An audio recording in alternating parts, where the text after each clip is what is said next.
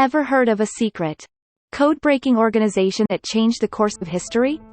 Greetings everyone. Today, we'll uncover the life of Alan Turing, from his extraordinary childhood to his tragic end. We'll explore his role in breaking the Nazi Enigma code during World War II, and how his innovations continue to shape our world. If you find this video interesting, please support us by hitting the like button. Now, let's get started. In 1912, Alan Turing was born in Paddington, London. His father was a senior official and his mother was the daughter of the technical office of a railroad company. So he grew up in a fairly affluent family. Even as a child, Turing viewed the world through the lens of a scientist. While other children were happily playing field hockey, he was looking at and sketching daisy flowers. This was not, in fact, just looking at flowers and drawing. Turing was interested in patterns and shapes in nature. As an adult, he published a paper in 1952 that mathematically explained the mechanisms and growth of living organisms, but Turing's genius was ahead of his time, and his work initially did not receive the recognition it deserved. It was not until the 1990s, 40 years after the publication of this paper, that it finally attracted attention. This idea has now become the discipline of mathematical biology. Now, Turing went to an upper-class public school. You would think that he would have excelled academically at school, of course. But surprisingly, that was not the case. He struggled in math, largely due to his disagreements with his teachers. Turing has his own ideas to explain why this was the case. His genius didn't conform to the conventional framework of regular education. There is an episode that shows that he was half a genius. At just 16, he was a prodigy who not only read Einstein's theory of relativity, but also understood and embraced its complexities. His academic performance was a mix. While he struggled in some areas, he excelled, notably in mathematics-related subjects. The principal at the time wrote this: "If Alan Turing is to remain in public school, he must become educated. If he is to become an expert in science, he is wasting his time here." Actually, the historical background of the time is very interesting. Because in the public schools attended by the upper class, science was considered a second-class subject. Even his mother wished, "Alan, for God's sake, please go quietly and study the classics, the stuff of gentlemen." But that wish was not granted. In 1928, when Alan Turing was 16 years old, he made the first best friend of his life. His name was Christopher Morcom. Christopher was interested in astronomy, observed the stars, drew up original drawings, and loved to study equations and chemistry. He was also a young prodigy, and they had a lot of fun exchanging ideas about science. This friendship marked the first time Turing found someone with whom he could deeply share his intellectual passions and personal thoughts. Alan, who had never been understood by anyone before, felt his intellectual curiosity grow even more when he met Christopher. However, 3 years after this encounter, Christopher became ill and passed away at the young age of 18. This event shocked Alan Turing. "I'm going to study hard," he said. He resolved to study diligently, hoping to one day reunite with Christopher and discuss mathematics once more. He decided. Deciphering Enigma. A box with the logo, Enigma. Inside it is what appears at first glance to be a typewriter. This was a cryptographic device used by Nazi Germany during World War II. The Germans used the Enigma to communicate strategic directives to each other in code. The Enigma was a portable device that replaced each letter of a message with another letter. Furthermore, the type of alphabet being replaced changed every 24 hours. Furthermore, different patterns were used in different parts of the German army. And what's more, in addition to that, the Germans were improving the Enigma more and more. Thus, Nazi Germany was using a code that was ridiculously difficult to decipher. To solve this greatest mystery, the Enigma code, the British Army gathered genius scientists at Bletchley Park, a stately home in Buckinghamshire, England. Alan Turing was soon called upon as well. During World War II, German submarine U-boats had attacked ships bound for England and sunk them one after another. It was getting difficult to replenish the food and supplies they were carrying on board.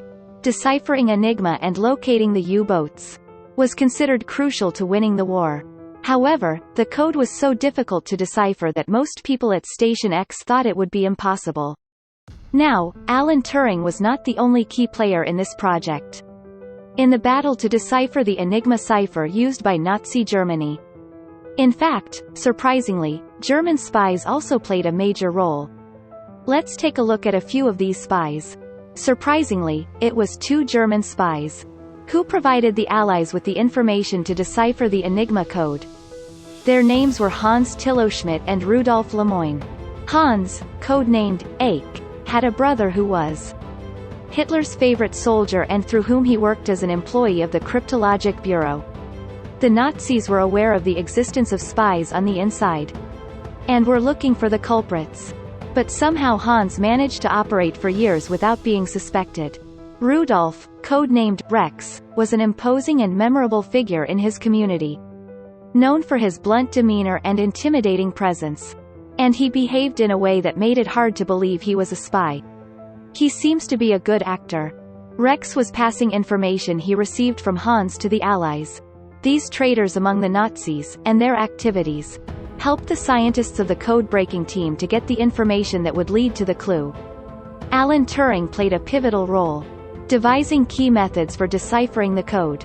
Through various efforts in the field and by researchers, Bletchley Park had been fully deciphered since 1940. Scientists kept track of the movements of the German ships, and the submarine U-boats, and provided the information to the military. Furthermore, they deciphered not only Enigma, but also many enemy codes and code systems. Finally, the war came to an end. For his service to his country, Alan Turing was awarded the Medal of Honor in 1946.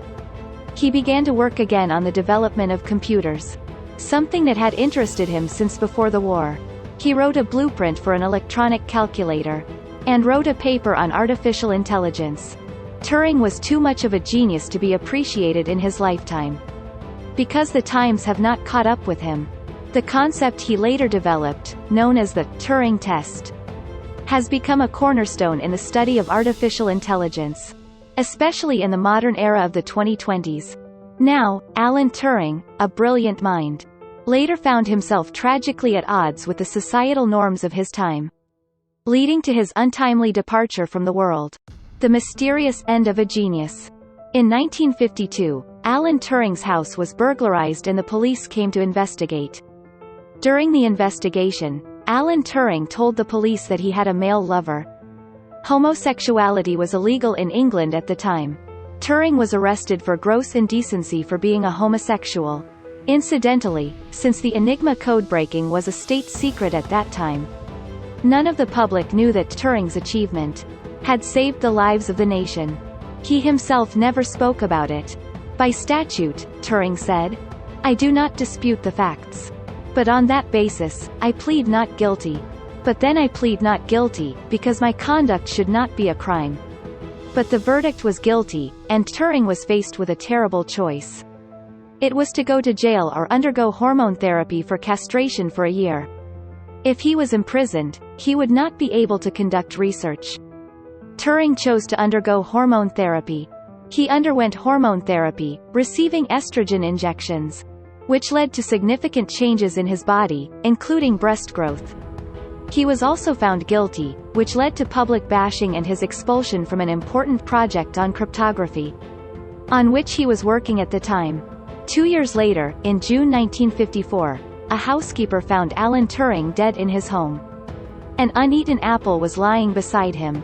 An autopsy revealed that he had taken cyanide, and it was ruled a suicide. Turing was only 41 years old. Since he loved the Disney movie, Snow White, some believe that he may have been recreating the famous scene.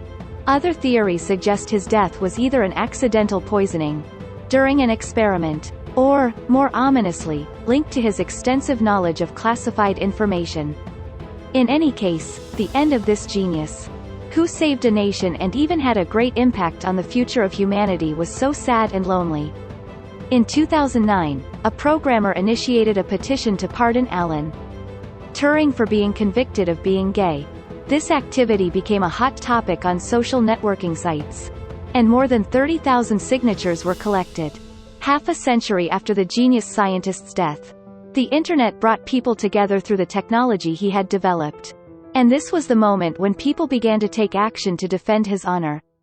Gordon Brown, then Prime Minister of the United Kingdom, apologized for the unfair treatment Turing had received, but did not issue a pardon. Unsatisfied, the public signed a petition again in 2011. Again, however, the government refused to issue a pardon. At that time, the Minister of Justice said, "This has already happened. Let's make sure it doesn't happen again." In 2013, almost 60 years after Turing's conviction, he was finally pardoned at the request of then Justice Minister Chris Grayling. And it didn't stop there. In 2017, a law called the Turing Act was passed. The Turing Act, a significant legislative milestone, retroactively pardoned all individuals convicted under the same outdated laws that had once ensnared Turing. Alan Turing was a genius. The technology he left behind continues to contribute to human life today. Thank you for watching. Don't forget to like, comment, and subscribe for more insightful content. Take care and see you in the next video. Goodbye.